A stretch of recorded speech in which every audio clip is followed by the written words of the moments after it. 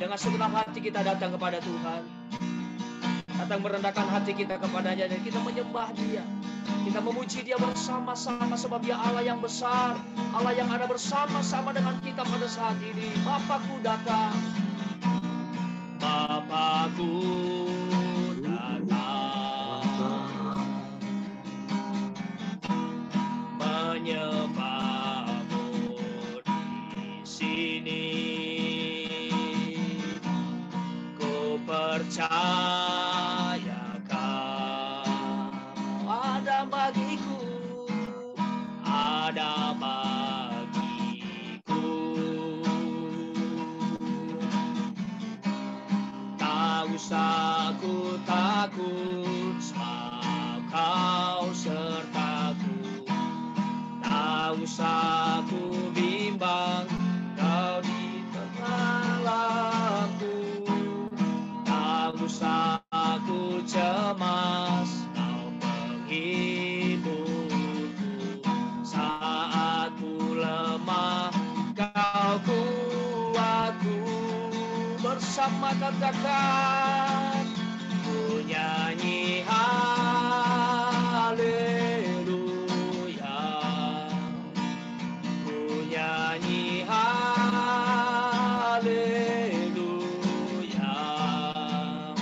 Sungguh Kau hebat, ajaib perkasa, berbuat agung di hidupku, di hidupku. Bapak Ibu Saudara, mari kita menyembah Tuhan bersama-sama. Mari kita muliakan Dia. Haleluya, haleluya. Yesus, Kau hebat, Kau luar biasa dalam hidup kami. Terpujilah nama-Mu ya Tuhan, kekal selama-lamanya. Haleluya. Oh, Kau layak diagungkan, dipuji-puji selama-lamanya. Kau hebat. Haleluya. Kami bersyukur kepadamu, Allah yang hidup, Allah yang luar biasa. Haleluya, haleluya. Kami agungkan, kami bersyukur kepadamu ya Tuhan, Allah yang mengasihi kami, Allah yang luar biasa. Karya-Mu besar bagi kami, kami datang menyembah-Mu. Haleluya, haleluya. Yesus Tuhan, kami bangga memiliki Allah yang seperti-Mu. Kami menyembah-Mu Tuhan, kami bersyukur. Haleluya, haleluya.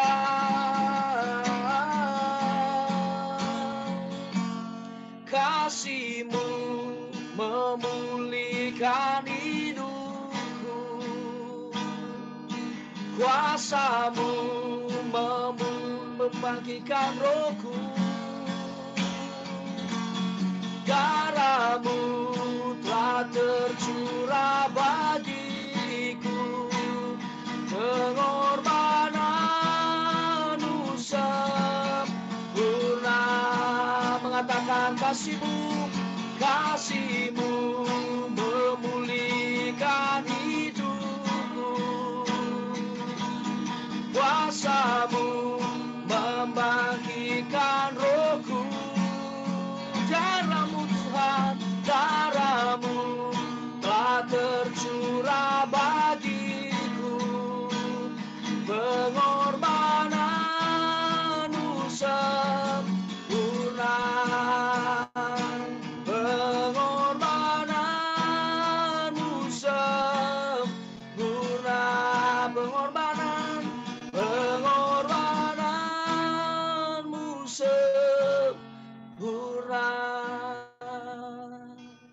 Saya serahkan kepada Pak Pendeta Hari Agus.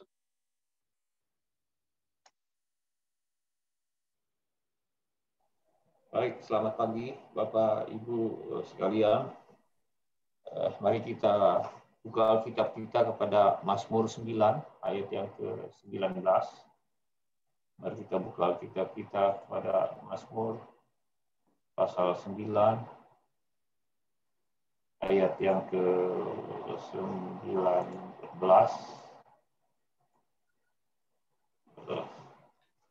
Jadi mari kita buka Alkitab kita Mazmur pasal 9 ayat yang ke-19.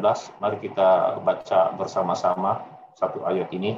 Mari kita baca bersama-sama satu ayat ini. 1, 2, 3. Sebab bukan untuk seterusnya orang miskin dilupakan, bukan untuk selamanya hilang harapan orang sengsara.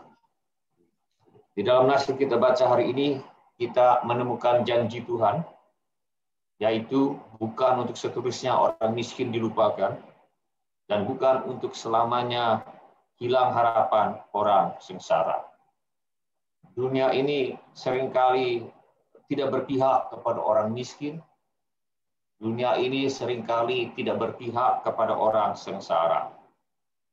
Dunia ini kadang-kadang tidak adil kepada orang miskin, dan dunia ini kadang-kadang tidak adil kepada orang sengsara. Tetapi Tuhan berjanji bahwa harapan orang miskin dan harapan orang sengsara tidak akan dilupakan. Apakah ada di antara kita yang hari ini merasa miskin dan sengsara? Mungkin pendeta GSCA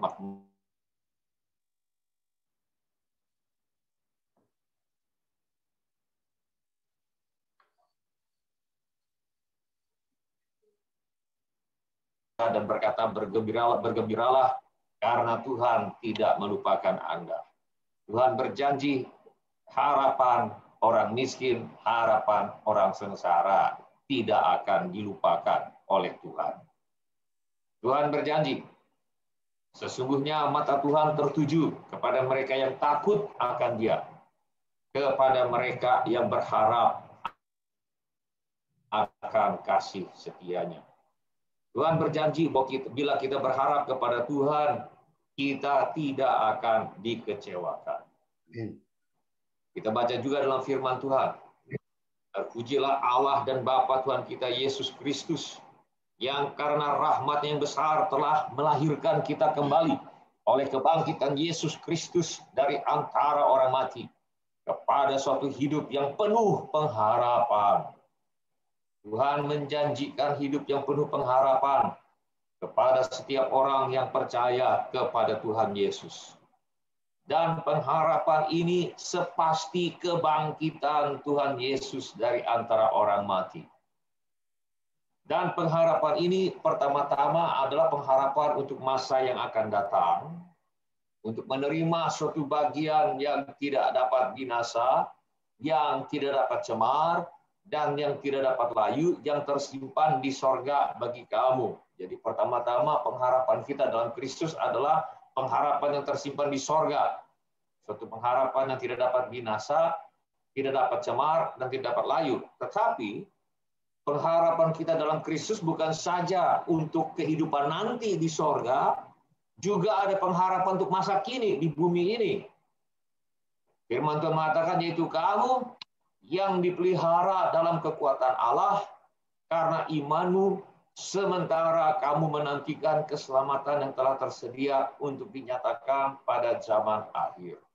Jadi pengharapan kita dalam Kristus bukan hanya untuk nanti di sorga, tapi juga untuk sekarang ini di dunia kita dipelihara dalam kekuatan Allah.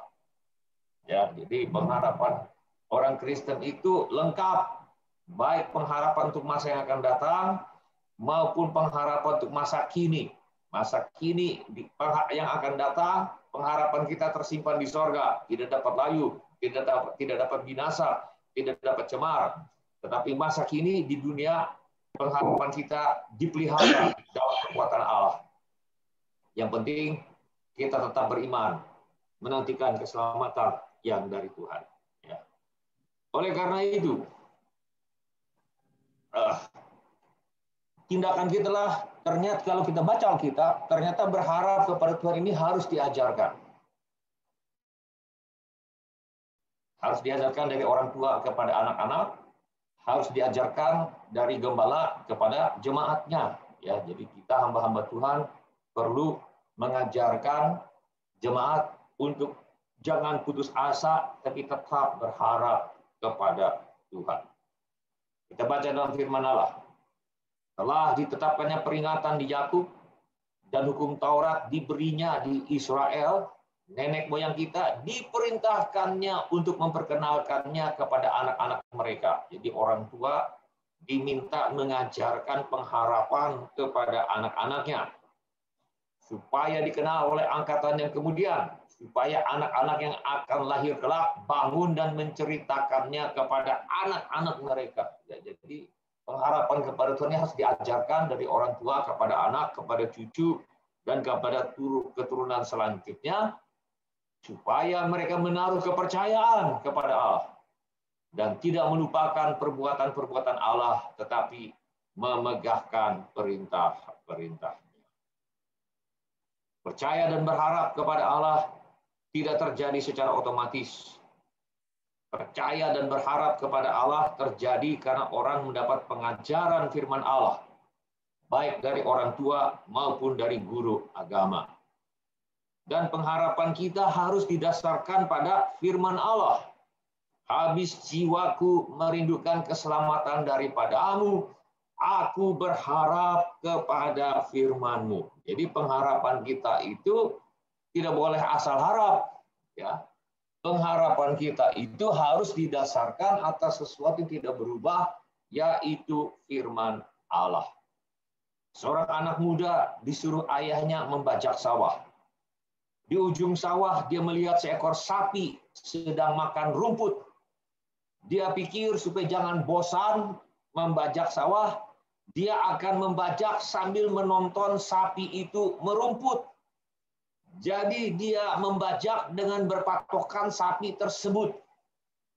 Tanpa disadarinya, hasil bajakannya zigzag mengikuti gerak si sapi merumput, sehingga tidak bisa terpakai.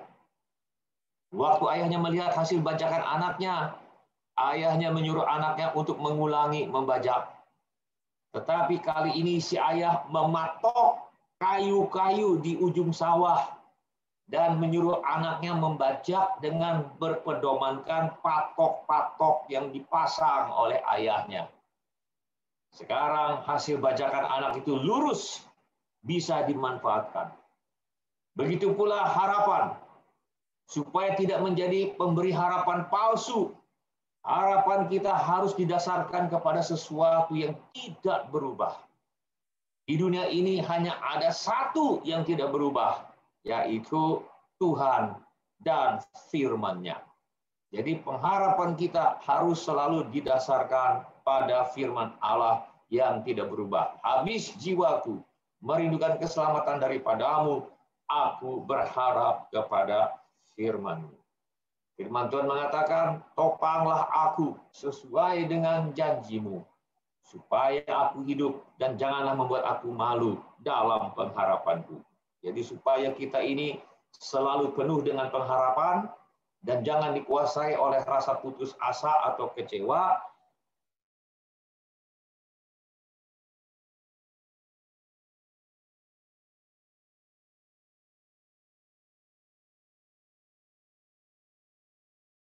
Kita perlu merenungkan firman Tuhan bagaimana kita bisa mentaatinya, dan kita perlu mentaati firman Allah.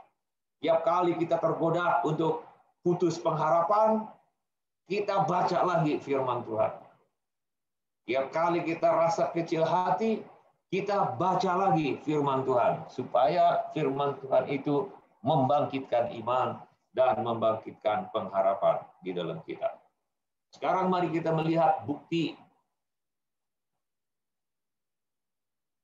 Sekarang mari kita lihat bukti bahwa seseorang berharap kepada Tuhan.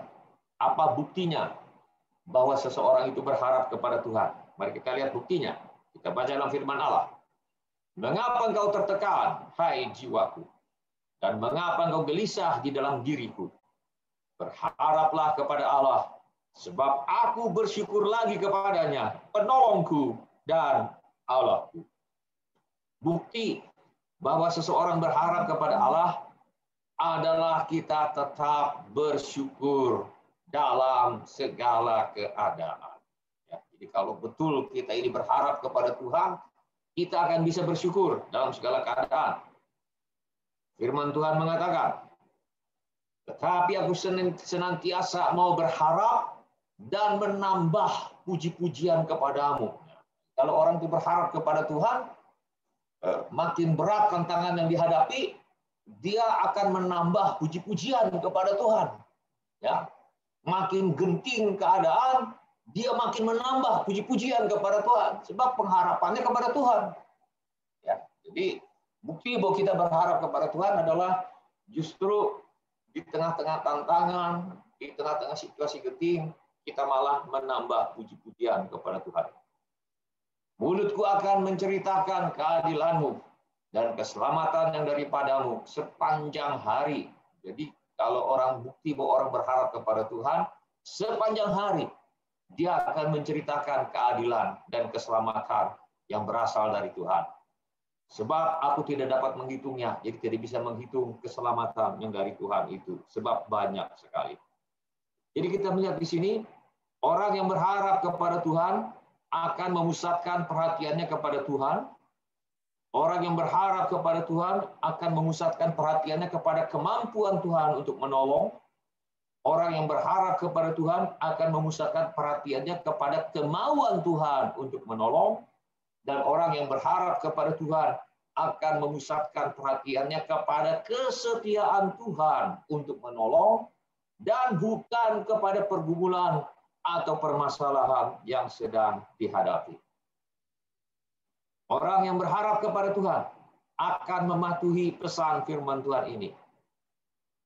Berkata-katalah seorang kepada yang lain dalam mazmur dan kidung puji-pujian dan nyanyian rohani. Bernyanyi dan bersoraklah bagi Tuhan dengan segenap hati. Orang yang berharap kepada Tuhan akan mentaati pesan Tuhan ini. Ucaplah syukur senantiasa atas segala sesuatu dalam nama Tuhan kita Yesus Kristus kepada Allah dan Bapa kita. Jadi jadi bukti bahwa kita berharap kepada Tuhan adalah justru di tengah-tengah tantangan kita semakin memperbanyak pujian dan ucapan syukur kepada Tuhan. Dan firman Tuhan menasihatkan kita supaya kita bertekun dalam berharap kepada Tuhan. Firman Allah berkata, demikianlah tinggal ketiga hal ini, yaitu iman, pengharapan, dan kasih. Dan yang paling besar di antaranya ialah kasih. Kita tidak akan bawa apa-apa keluar dari dunia ini.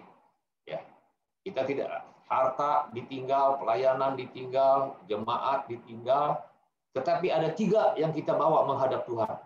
Itu iman kita kepada Kristus, pengharapan kita dalam Kristus, dan kasih kita kepada Tuhan dan kepada sesama. Jadi pengharapan adalah salah satu yang kekal. Pengharapan dalam Kristus adalah sesuatu yang akan kita bawa menghadap Tuhan.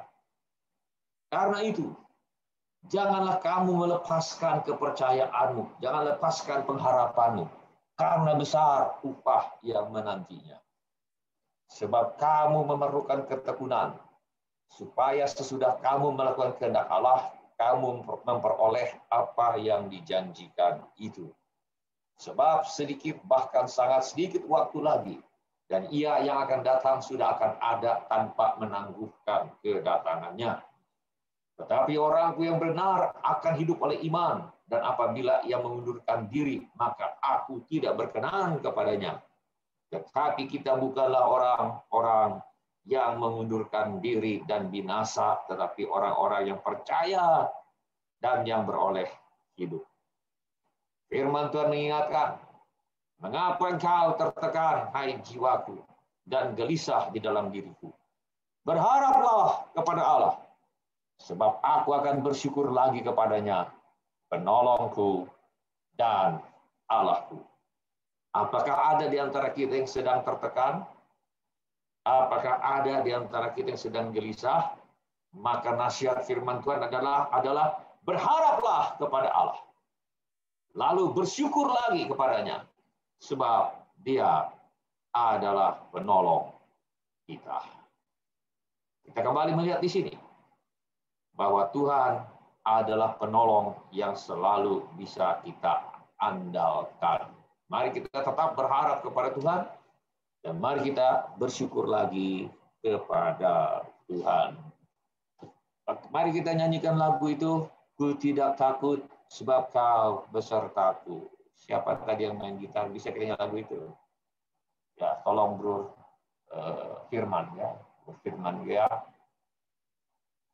Kita nyanyikan lagu itu. Ku tidak takut sebab Kau besertaku. Ku tidak takut. Tahu ya lagi? Tahu lagi itu? Sebab Kau besertaku. Biasanya begitu. Ku tidak bimbang, sebab Engkau Allahku. Engkau meneguhkanku. Enggak ya? Ya udahlah kita berdoa deh.